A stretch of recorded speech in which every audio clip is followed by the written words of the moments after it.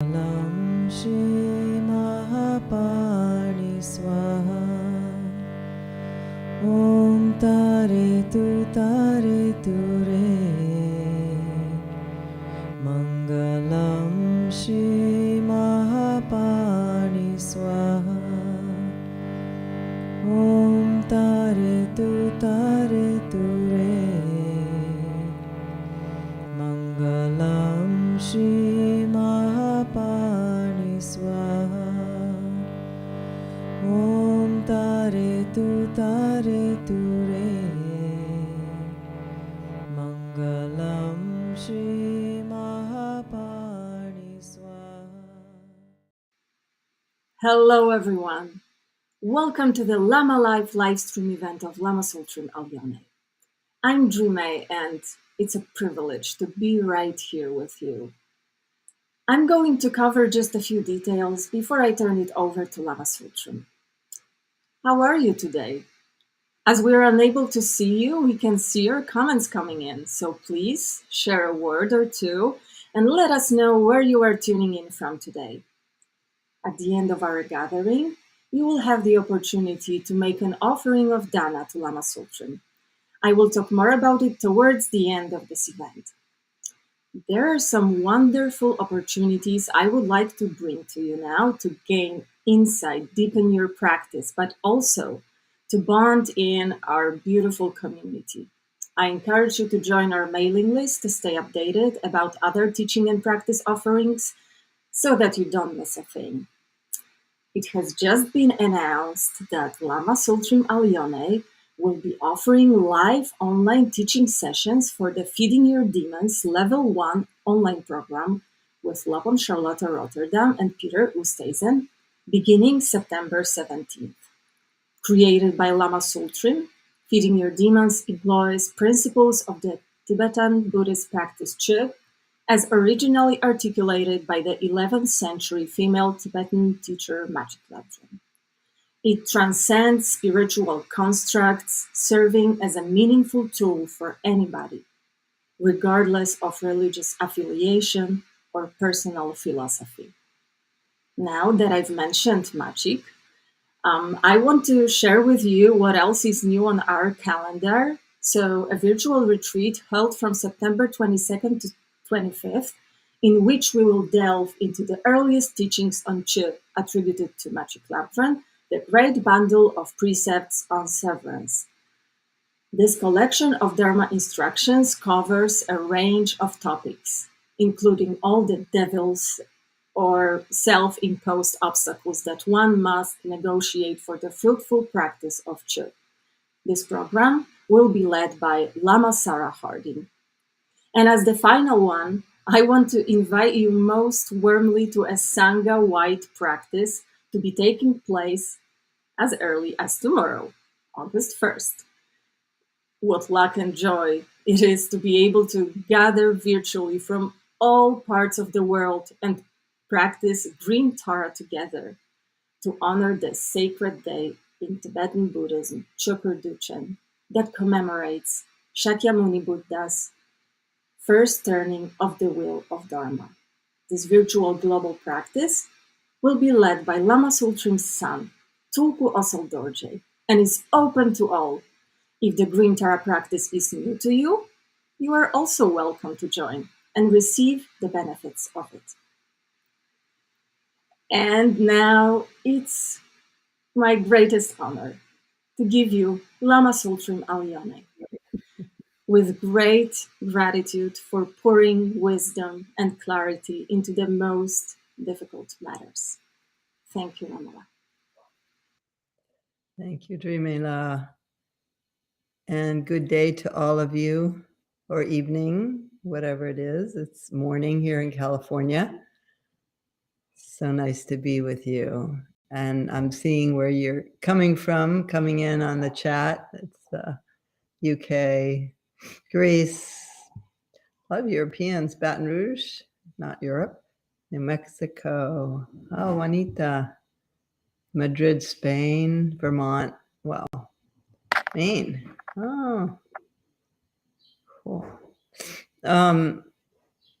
Yeah, so I hope you've had a good week since we saw each other last. And let's begin by generating Bodhicitta, the heartfelt intention to be together for the benefit of all beings.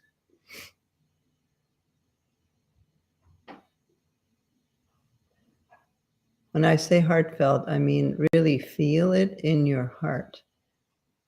The heart area of the subtle body is considered to be the seat of wisdom. So when we feel our hearts, we feel our wisdom.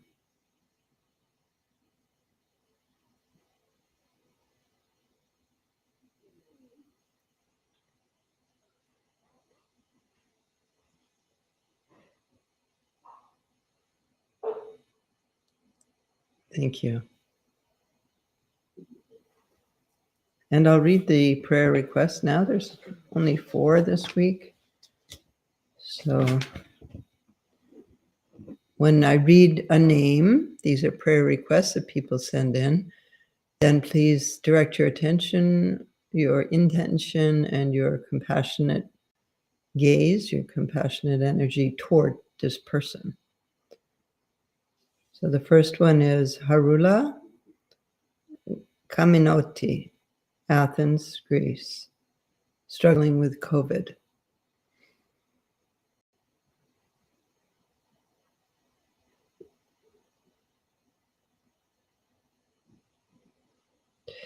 Donald Alden Mason, Hartsdale, United States.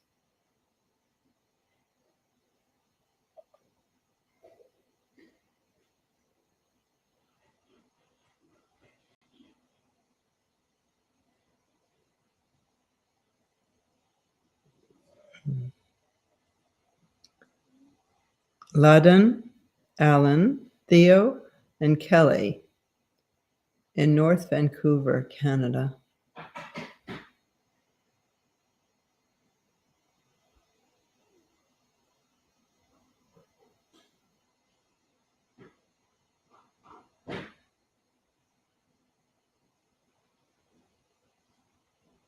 Thank you. And the last one, Tessé and Ivan Renard in Luxembourg, country of Luxembourg.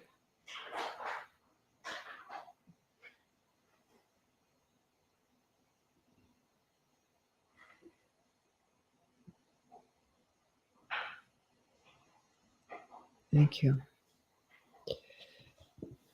And then we'll do a little meditation. I'd like to teach you something today, which is the 9 Purification Breaths. And it's a little difficult because you can't see my whole body, but I'll explain it and then demonstrate it.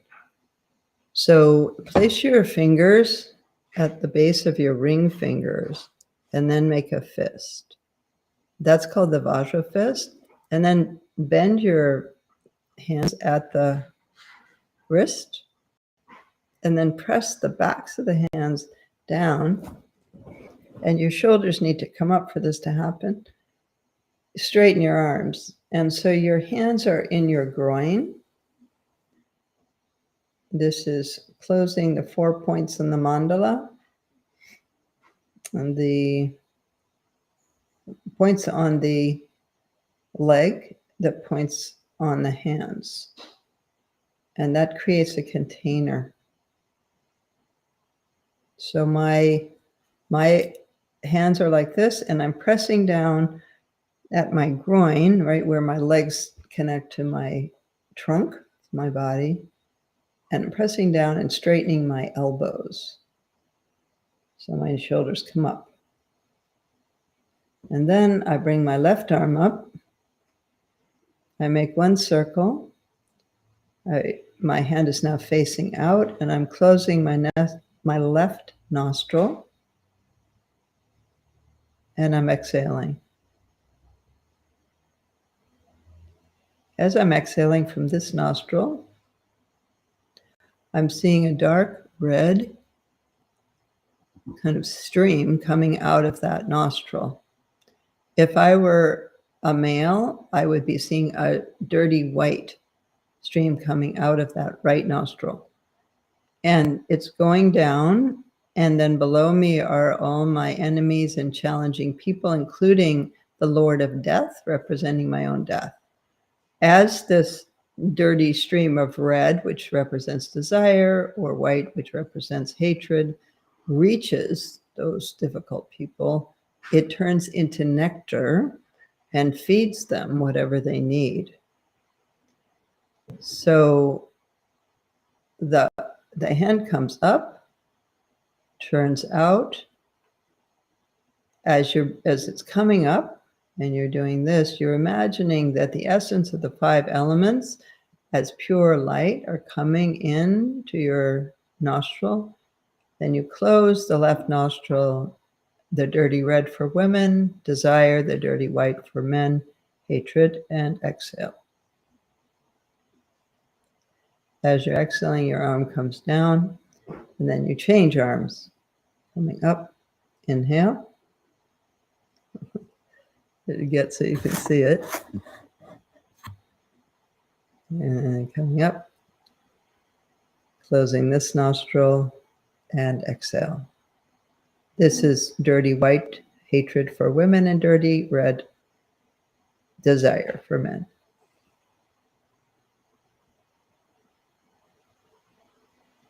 And of course, if you identify as another gender than your body is, that's fine. Whatever feels right to you. So inhale up. Now this is the second round, and now this stream is clearer. Clearer. It's not completely clear, but it's red again for women and white for men. The same meaning, desire and hatred.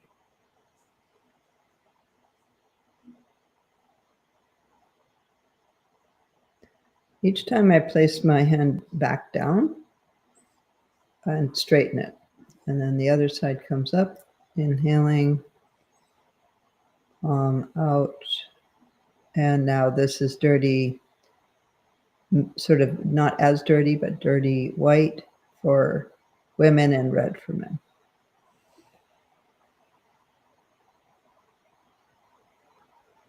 And now the last round is clear, completely clear, the same color, same meaning, and it's always going down and feeding those enemies, difficult beings in our lives.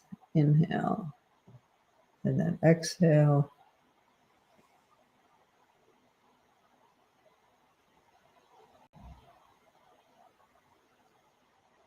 And now coming up, again, the rainbow light, I'm pulling it into my body. Inhaling, closing, and exhaling the clear white and the clear red.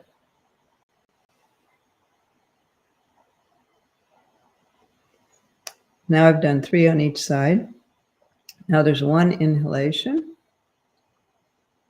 and the same visualization, the rainbow light. And as you exhale, it has 3 parts, a dirty blue, a clearer blue, and a clear blue. And it's ignorance, represents ignorance. 3 parts.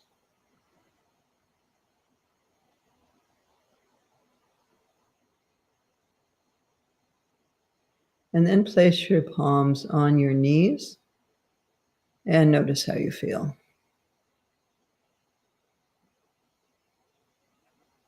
This is the preparation for meditation.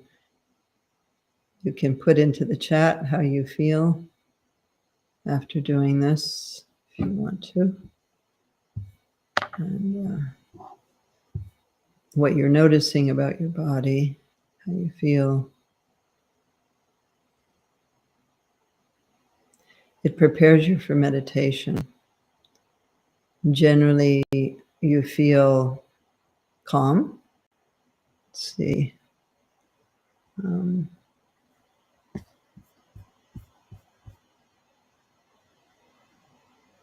Emptied, still, spacious, awake, very clear, calm. Yeah, exactly.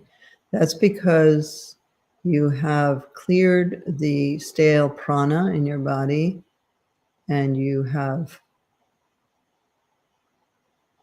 activated the wisdom prana in your body. Isn't it amazing how different you feel doing that?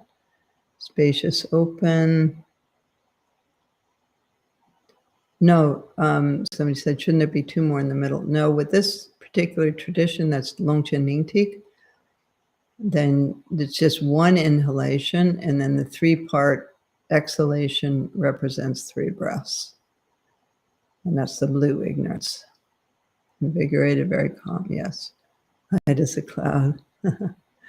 Yeah, so that's a great thing to know. Whatever kind of meditation you do, those are called the Nine Purification Breaths. And now you know it. I'll just go over it briefly. Let's do it one more time. I don't think I mentioned in the beginning you change air. So inhale up and exhale down, placing the thumbs at the base of the ring. That closes a door also. Make the fist, press down. The elbows are coming up. And come up with left rainbow light and dark dirty red and dark dirty white, depending on the gender.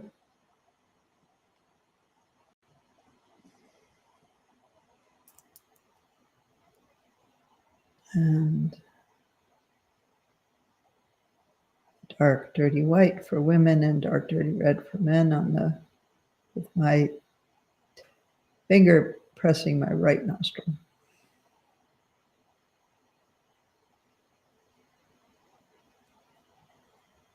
And now the second round, it's clearer, same colors, inhale. Clearer red and clearer white.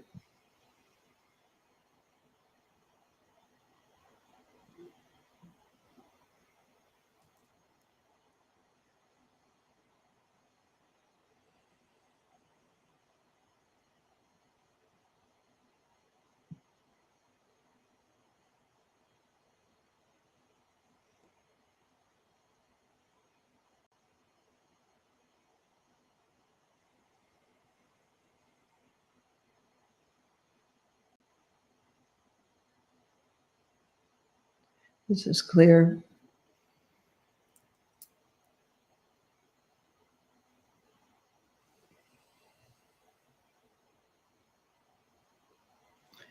And then both hands pressing down, the backs of the hands on the thigh. Inhale. And a three-part blue exhalation, dirty, clearer, and clear ignorance.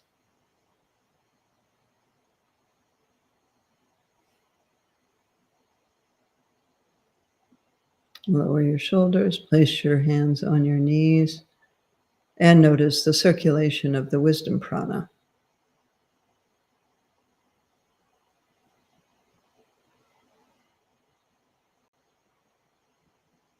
So it's 3 times on each side, and it goes from dirty to clearer to clear. The red is on the female right, and the white is on the left for women. And then it on the right for men, or those that identify as male, then it will be white on the right and red on the left. And the white is hatred and anger, aggression, and the red is desire, grasping, clinging. Yes, somebody asked about the channels. In this particular breathing, there isn't a visualization of the 3 channels. That is more advanced when you're actually doing Salong, or the practice of Tibetan yoga. But for the simple 9 breaths in this tradition, we don't do the 3 channels. Good. So you can use that any meditation you do, and also if you're agitated, let's say you wake up having had a bad dream, then you could do the 9 breaths, or you have a difficult exam you're about to do, or you have to do some public speaking that you're nervous about. You can find a quiet place and do the 9 breaths, and it will calm your prana, which is the motility factor in your body. And so mainly this is used for meditation, but you can use it in other circumstances. So now let's do a little meditation now that we have cleared our prana. We'll do the Shamatha practice as we do it at Taramandala. Shamatha, or Shine, means peaceful abiding. So the eyes are open but down. The angle of the nose.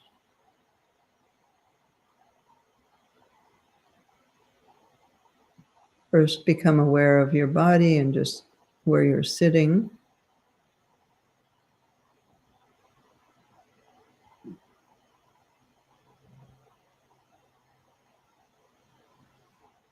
Your back is straight. Your chin is tucked in slightly. Just enough so you can feel a slight tug at the back of your neck. That means your vertebrae are straight. Straight back is very important. And you can have your hands on your knees or in this position. It should be flat. It's not tipped up like this. I'm just trying to show you. For women, left on top, and for men, right on top. And then those touching. That's the classic Shine posture, but it can also be simply the hands on the knees.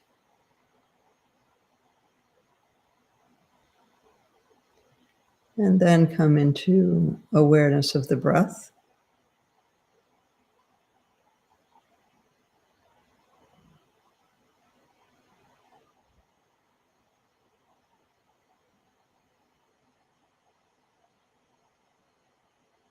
Not changing the breath in any way, just aware of it.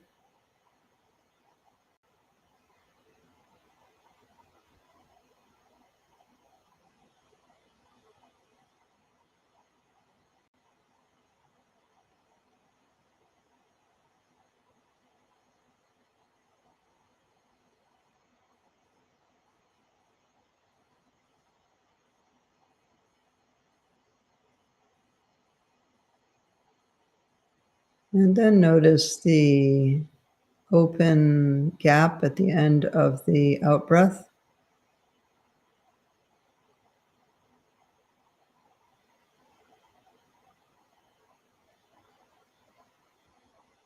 Before the breath comes in, so space.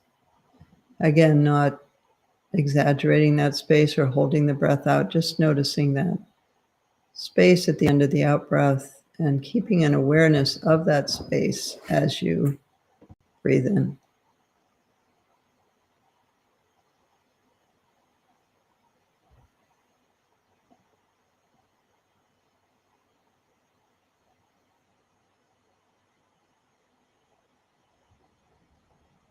So there's a simultaneous awareness of the breath, but very slight awareness of the breath and more awareness on that open awareness at the end of the breath.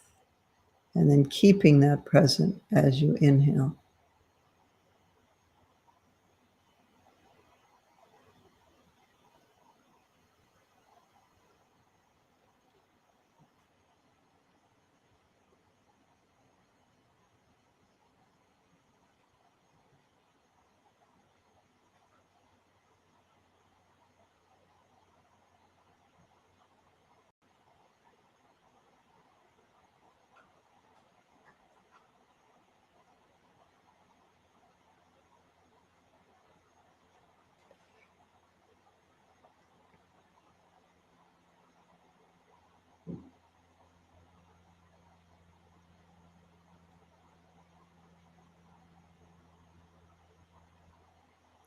If your mind wanders, come back to the breath.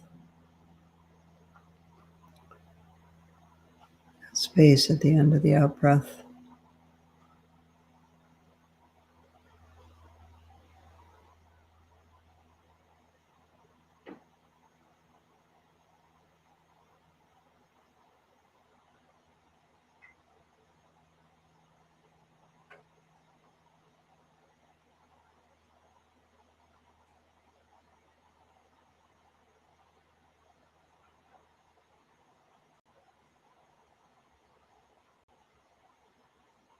Once in a while, notice your posture.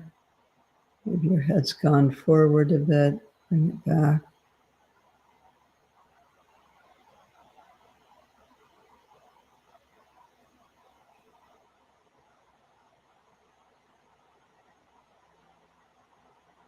The tongue is curled back, chest behind the hard palate.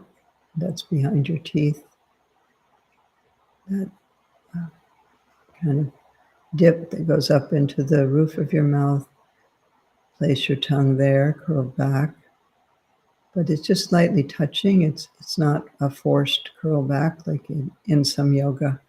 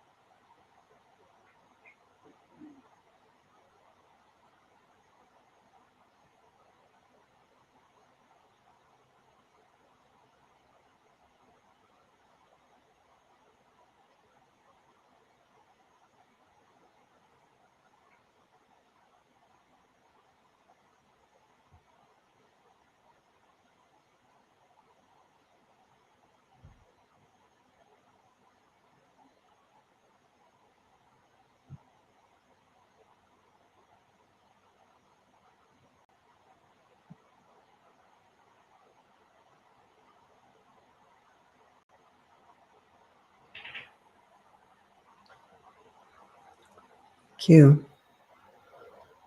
So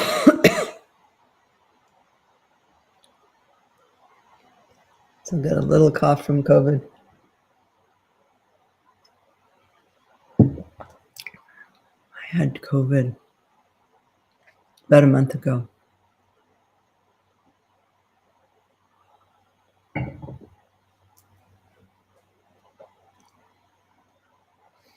So that's called Shine. And you can practice that.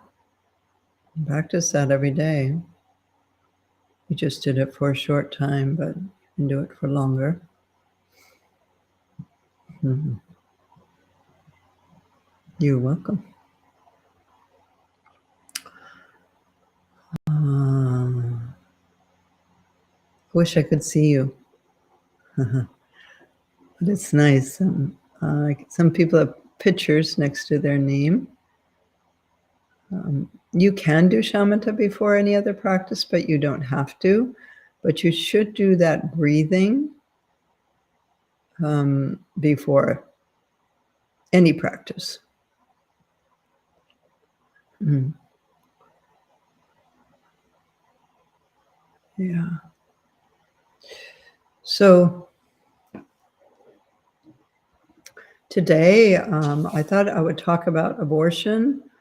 I was thinking about it, and really such a big thing that's up now in the United States, particularly. And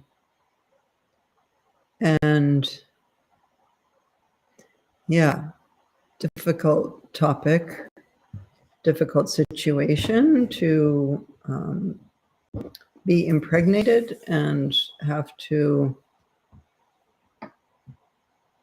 make a choice. So I'm going to talk about what I understand the Buddhist understanding of abortion is, and also my personal experience.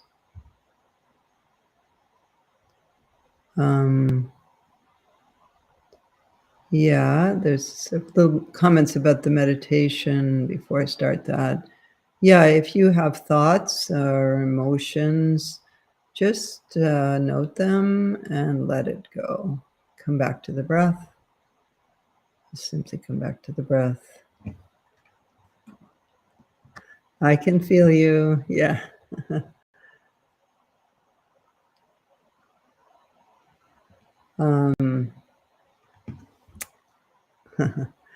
Some nice comments. Thank you. Okay, so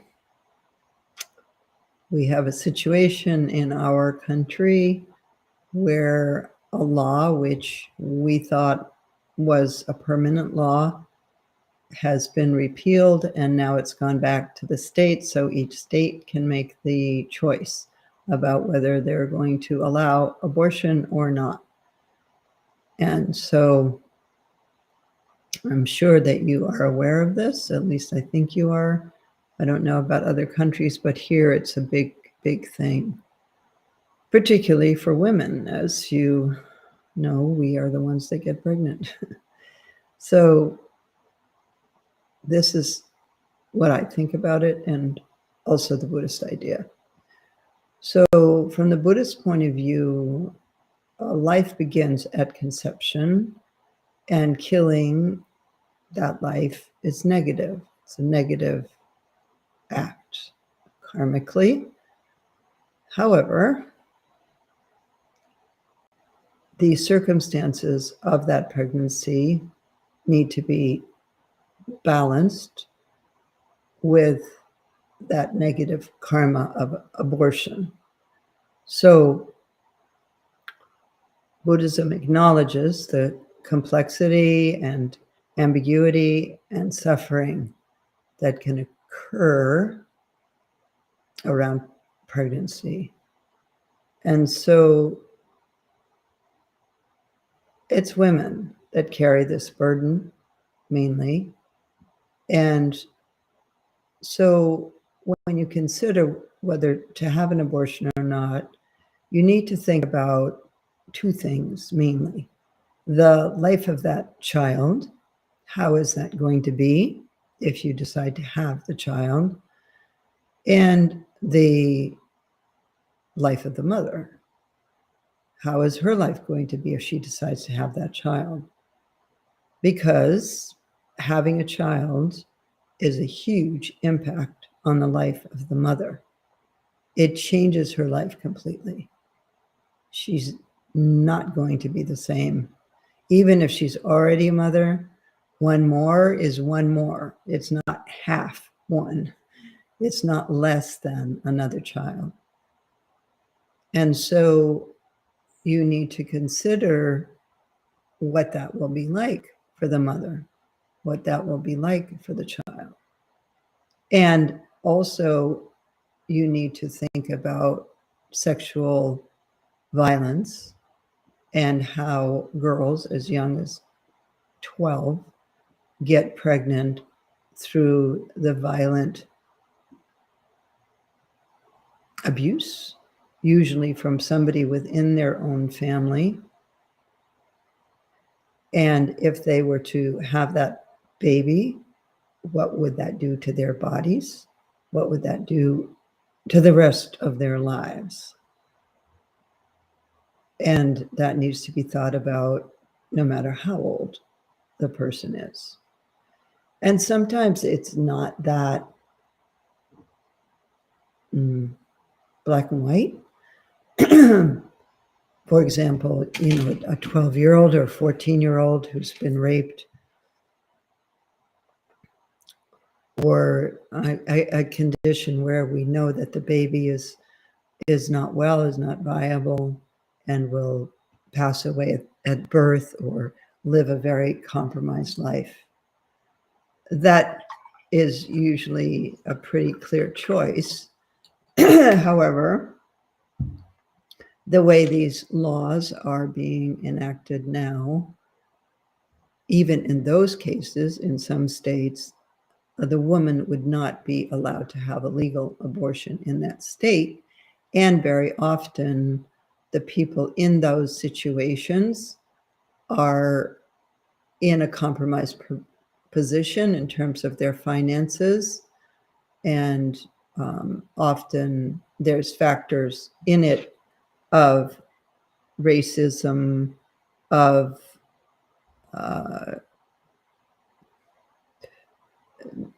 poverty, of limited education, of limited resources on all levels. And so if that person is forced to have that child, there's going to be a huge impact on the life of that mother and on the child. And as I said before, that sometimes it's not that clear. And I'll tell you an example from my life when I had an abortion. So I already had 3 children. I was divorced, and I had a boyfriend, and I got pregnant. My children were young. I was barely managing with the 3 that I had. It was challenging. I was a single mother and 3 children, and they were probably like maybe 4, 9, and 10, something like that. And I was living in Italy at the time, and I returned to the United States before I realized I was pregnant, and I was attending a retreat with Namkhe Norbu Rinpoche. And I was realizing I'm pregnant. I had missed my moon time, and I was feeling it. And I took a test, and I was. And so I wanted to get his opinion on it. I thought, I could do this. I could accommodate another child. Somehow I can do it. I don't know how exactly, but I can do it, could do it. And so I sat down next to Rinpoche at lunch one day, and I had told him before that I was pregnant, and I said, Rinpoche, what should I do? And he wouldn't tell me. He just started laughing, kind of like, I don't know how to understand that. And then as I was sitting next to him at lunch, his daughter came and asked him for some money. She was, I don't know, maybe a young teenager at the time. And he said, after she left, he gave her some money. He said, children, they're just karmic debtors, and they just come and you just pay and you pay and you pay. And I was like, well, I feel like I've learned a tremendous amount from being a mother and from having children. And he was like, no, you just pay and pay and pay. And it goes on for so long. So I was like, is he trying to tell me something without telling me something? And so I thought about that, and I still didn't know what to do.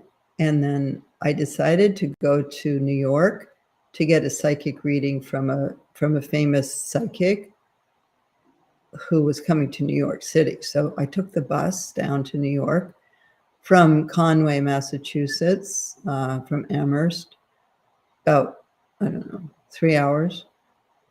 Went to this meeting, and I didn't say anything. This was right before Women of Wisdom was published. It was already written, it was at the publisher, it was about to be published. And I didn't say anything about my question to the psychic, but she said, when she started doing the reading, she said, there's a lot of growth around you. There's about to be a big development, a big growth. Something's really going to change in your life.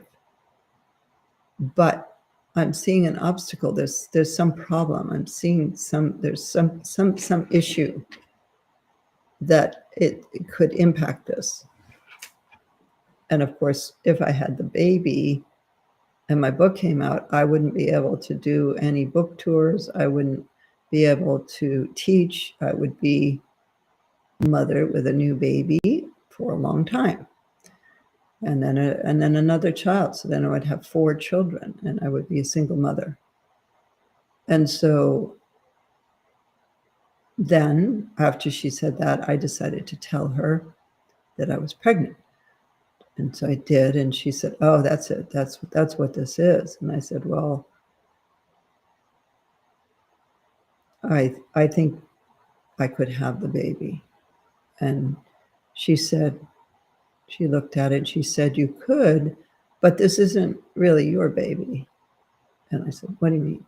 She said, "Well, this being that's come in is really more connected to your boyfriend than you. And he could have this being later himself. You don't need to be the one that gives him this child. It's, of course, will be connected to you, but it's really came in for him." And that felt right because he had wanted me to get pregnant. And he was for it, he would support it. So that really made an impact on me. And I went back and I decided I would have an abortion. And then I told Rinpoche that I had decided that. And he just nodded and he said, yes. Didn't say good idea or, anything like that, but he was just like, yes. And then he said, "Tell me when." And so it was actually during that retreat, I went. And the morning that I went, I told him, "I'm going now." And he nodded, said, "Okay." And then while I was gone, he shifted the practice that the group was doing from a long life practice to Shitro for the deceased. And so when I came back, we were doing Shitro for the rest of the retreat. So that then allowed me to practice for that baby, to do the Shitro practice for the baby. And also another thing that I did before I went, the night before I went, I did a dialogue with the baby where I imagined this being in front of me. I told it why I was having the abortion, that I felt, everything that was going on in my life, that I felt it really wouldn't be a great situation for it to come into, and that it could come back to him at another time, everything that I wanted to say. And then I changed places and became the baby, and then answered me what I had said, and the baby forgave me and said, it's okay, I can go." And so I went back and forth like that and had a dialogue with the being.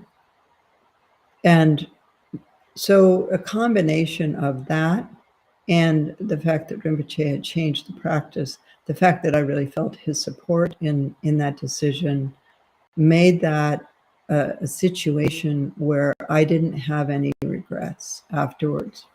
It felt very clear, very clean, and I didn't suffer a lot afterwards. I did have regrets that it had happened. It's not ideal to do that, but it was a relief, honestly. because I really didn't know how I was going to do this. And then when Women of Wisdom did come out, I was able to tour, to start to teach, and my children were then getting older, and I wasn't so completely absorbed in child rearing. So that's a case where it's not like something so terrible happens that it's obvious there should be an abortion, but is this really the best thing for the life of the mother to do this? And it wasn't really. And I don't think I would have been able to give that child a very good home. I was struggling a lot myself already. So I know that probably many of you have stories about abortions as well. And probably many of you didn't have those kinds of supports that I had with like Rinpoche and that practice that I could do, or maybe didn't know to do a dialogue with the fetus before. All those things that really made it easier for me. And I know for some people it becomes a lifelong regret because maybe they never do have children, and then they think, well, I could have had, all those kinds. There's so many different scenarios that can happen. However, I believe that a forced pregnancy kills. It kills the spirit, it kills the joy, the freedom, the opportunity for that mother. Having a child is a big deal. I have 3, and each one was a big deal. And you want to be in the right situation and plan it if possible, but at least be in a good situation with a partner who can support you, who will support you. So my personal opinion is this is the decision for the woman who gets pregnant, mainly. Of course, there's others directly involved that it impacts as well, but it's mainly her choice. And there should be safe alternatives if she makes that choice. And so that is also the Buddhist point of view, that it should be up to the person themselves and those directly involved. Understanding there are karmic implications, but also understanding there are karmic implications for having a baby in a situation that isn't great or that is bad, actually. So I am very upset with this change, and especially feeling upset for those who couldn't go out of state and get an abortion, couldn't pay for it, so on. Now, various companies are coming forward and saying they'll pay for their employees to go out of state to have abortions, but those are people that have jobs at companies that are like that would support that. So what about the unemployed? What about the women on welfare? What about the teenage pregnancies? So many of those. It's really terrible to take this choice away from women. And so another thing that I heard that the Dalai Lama said is that the mind, so there's the physical body, and then there's the mind stream that inhabits that physical being of the fetus, that the mind goes in and out for 3 months. And so it's not stabilized in that body for 3 months. I haven't found that in writing, but I was told that at some point a long time ago. And I knew that also when I had the abortion. And so I felt like it was something, it was still kind of tentative on some level, even though the fetus was happening.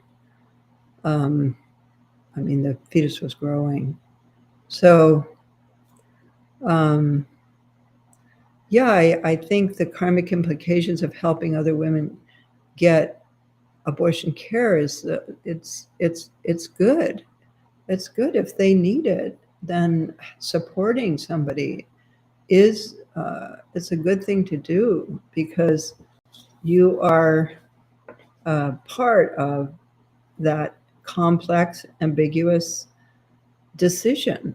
And once she has made that decision, she's made it. I don't think any woman does it lightly. It's always a big deal, a big decision that doesn't come easily, which is also why making you do it, like when you barely are pregnant, usually you need a little time to think about it. Of course, the less time, the better. But yeah, I think that helping others is a good idea. And I know some Buddhists who actually work in abortion clinics. And if you have had an abortion and you want to do Shitro for that being, even if it was a long time ago, you can still do the Shitro practice for them. And we have that as an online course. I just gave the lung for that yesterday. And you can try to feel into that being wherever they might be. Maybe they're already reborn, but they're still in samsara. And so doing that practice for them is a good karmic connection for them and for you. So only those who are directly involved can make that choice when dealing with moral dilemmas. That's what I think. And for men to make that decision for women, when they're not even impacted by that decision, no. No, no, no, no, no.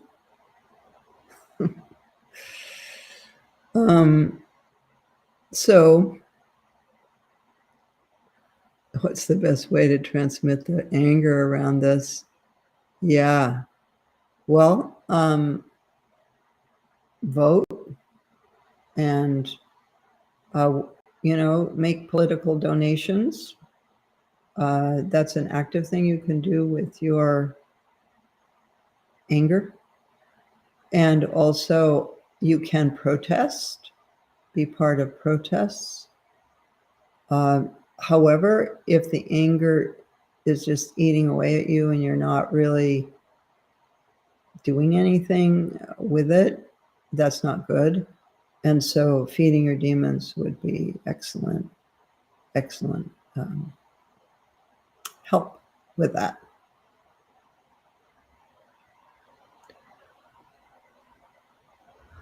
How to protest appropriately? Well, it's good to not be hateful.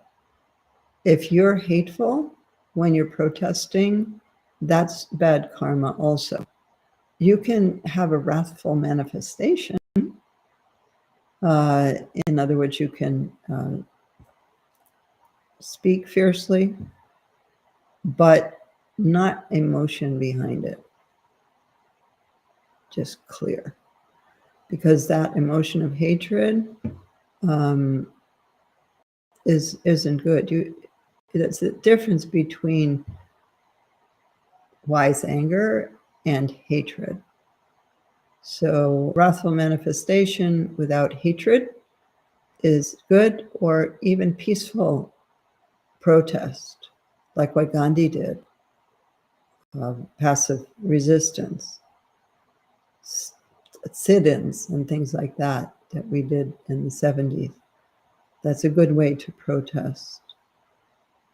Or you could just go down to your local plaza or the center of your town and meditate with a sign that says, sitting for freedom of choice. So I think we can be pro-life and pro-choice. It's not that the pro-life people have the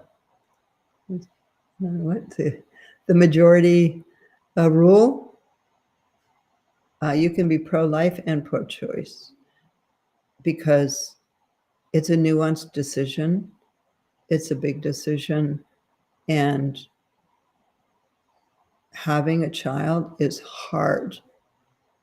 And if you're not in good circumstances, it's not good for that child. They grow up with wounds. They suffer their whole lives. Their parents weren't there for them or aren't, whatever happens in their lives because the parents weren't prepared. Then, or the parents are with the wrong person, and then the mother gets abused or whatever. That's difficult circumstances.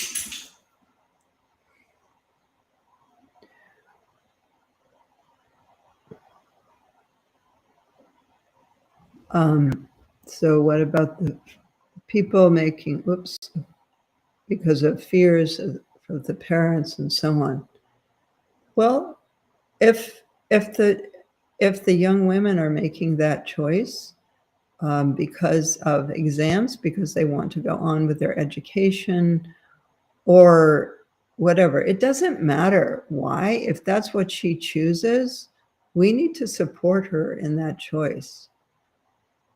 It's her body. She's going to have to go through this. And to go through parenthood, you need to be 100% there. Yes, because it's hard enough when you're 100% there. Then if you're, no, I don't know, that's not so good. And for the child to be really wanted, to have the parents ready, I'm ready to receive you. Plus, we have too many people on the earth right now. That's why we have climate change. We have overpopulation. We have whole populations that are being flooded and displaced and so on. We don't really need more people on the earth. So that's another consideration. Yeah. Yeah, and if your child's being reincarnated into an abusive relationship where they like have to see their mother be abused or where they are abused themselves, is that a gift? Is that a gift that we should give someone? I don't think so.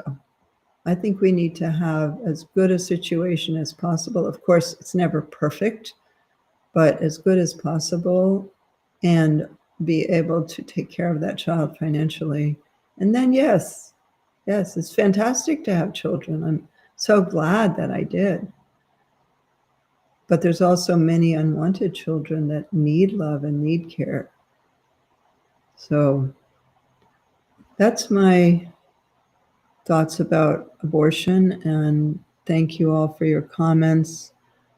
And it's yeah, I think it's good to talk about difficult things sometimes that are real in our lives. And this is a big deal for a woman and also for a man who becomes a father. It's like he has a responsibility. And remember, women don't get pregnant, they are impregnated by someone. And that person has responsibility also. So let's take a moment and come back to ourselves, our awareness, our breath. Notice what emotions are stirring in you right now. Just be present with them.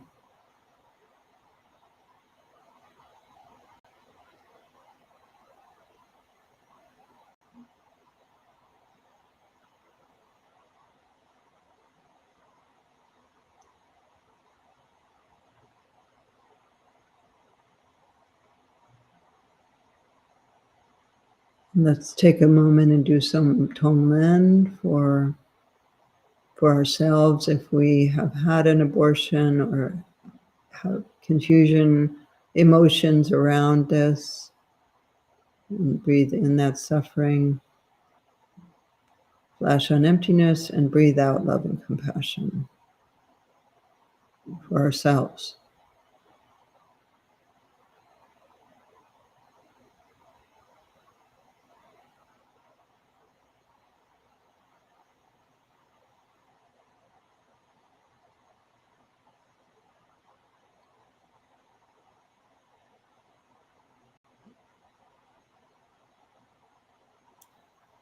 And now let's extend that out to all the women who are struggling with this choice right now or have been forced into parenthood or have had abortions and regrets about it, suffered because of it. Let's allow ourselves to witness and take in all that suffering. And then return the cool breath of love and compassion.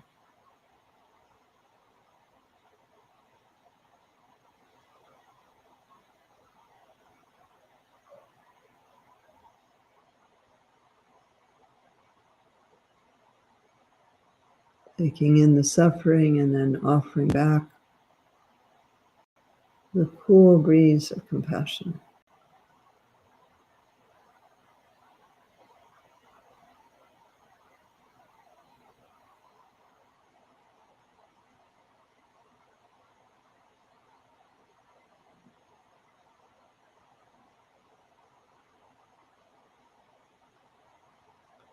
And spread this to all women around the world and all the men who are impacted.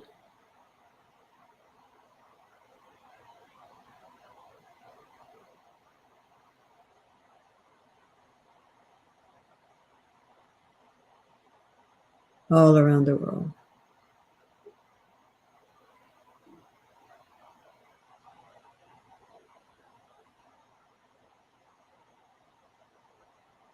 Flash on emptiness as the breath turns around, breathing in their suffering. Flash on emptiness and exhale.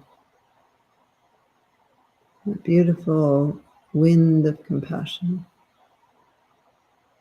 See their suffering decreasing.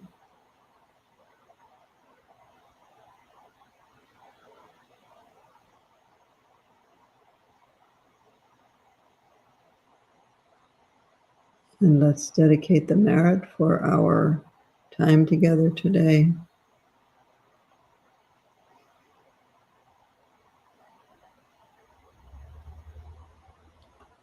Any positive energy that we've accumulated together, may it benefit all beings.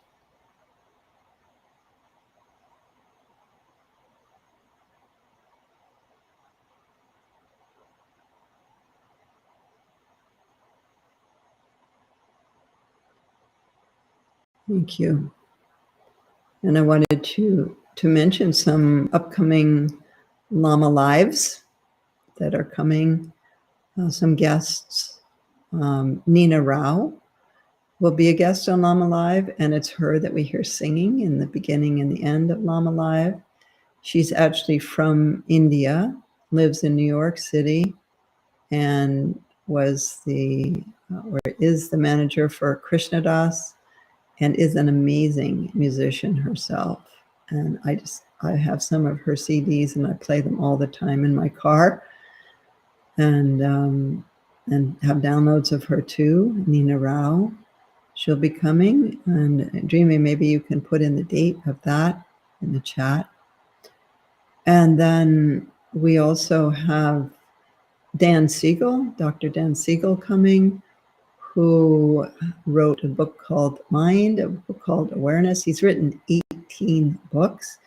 He's a doctor at UCLA and an amazing person. I know him personally, and he's coming. He's done a lot with mindfulness and awareness, and has written these 18 books that are really like textbooks that can be used in colleges. They're so well researched and very interesting information in them. Dan Siegel. And also, I invited Alyssa Appel. That's spelled E-P-E-L. And she is also a doctor, and she's head of psychiatry at the University of California, San Francisco. Also a friend of mine who has done a lot of research on environmental impact on psychology, or the impact of the environmental crisis in psychology, the psychology of people. In other words, the emotional impact. And all kinds of other really interesting research. She also co-wrote The Telomere Effect. It was a New York Times bestseller about the telomeres that are longevity, sort of the longevity things on our DNA, and how to increase the length of your telomeres. It's called The Telomere Effect. Alyssa Appel. And also Eve Ekman is going to come on. She is a social scientist, and she's leading the meditation effort at Apple. Big job, and a lot of impact on their program and the things that you find in your Apple products to do with meditation. And she's also done a lot of research and very active in research with psychedelics and psychotherapy. And we're having other guests like Lopan Chandra, and Bob Thurman will come back. So lots of exciting Lama Lives coming up in the future. And thank you for your kind comments in the chat. And I wish you all a good week. And thinking of you, I will be traveling next Sunday. So as far as I know, we won't have a Lama Live then. Is that right, Drimé? I don't think we have a guest next weekend, or do we? Can you put that in the chat? Yeah, okay, she told me we don't. So we won't have a Lama Live next weekend, but we will the following weekend, and that will be Nina Rao. And she will be on by herself. I'll be traveling, so she'll lead the session. And I think you'll love being with her. She's a beautiful being, as you can feel in her voice. So thanks, everybody. Lots of love to you, and I'll be back in late August with you and with these guests. So yeah, I love Lama Live. I love this time of being together with you and being able to just have such direct contact and talk about things like this, like abortion, things that impact us all. So yeah, I love you wherever you are, and sending those love beams out from my heart to you. Thank you. Dear Lama, thank you so much for your courage and grounding us by your sharing and honest reflections. We're truly touched and empowered. Thank you so much. Yeah, you're struggling with this in Poland, right? Yes. Yeah. Yes. It's a big deal. It's so important that you've talked about it today for all of us.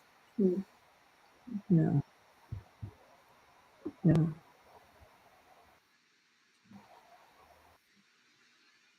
And thank you to all of you for being here where we connect with an open mind and heart. This is truly invaluable. Please do save the date and connect with us tomorrow, August 1st, for this special live global Sangha practice with Tuku Osol Dorje to celebrate Chokur Duchen. And just a reminder that you can make an offering of light to celebrate this occasion, along with a prayer request for yourself or loved ones, and aspiration or intention that is meaningful to you for this special day. And we will post more about our exciting upcoming Lama Live events very soon in our socials, so look for that. And at this point, I'd like to remind you that there is an opportunity to offer Dana to Lama Tsultrim in grateful recognition of this time together today. For those of you who are not familiar, Dana is a Pali word meaning generosity, and according to the Buddha, generosity is one of the central practices of a spiritual life. In the act of giving, we develop our ability to let go of attachment, cultivate an attitude of open sharing, and acknowledge the interconnectedness of all beings. It was truly wonderful to be together today. May we meet again and again on the path, and may all beings benefit everywhere. Tare tu re Mangalam Shri Mahapani Swaha Om Tare tu re Mangalam Shri Mahapani Swaha Om Tare tu re Mangalam Shri Mahapani Swaha Om Tare tu re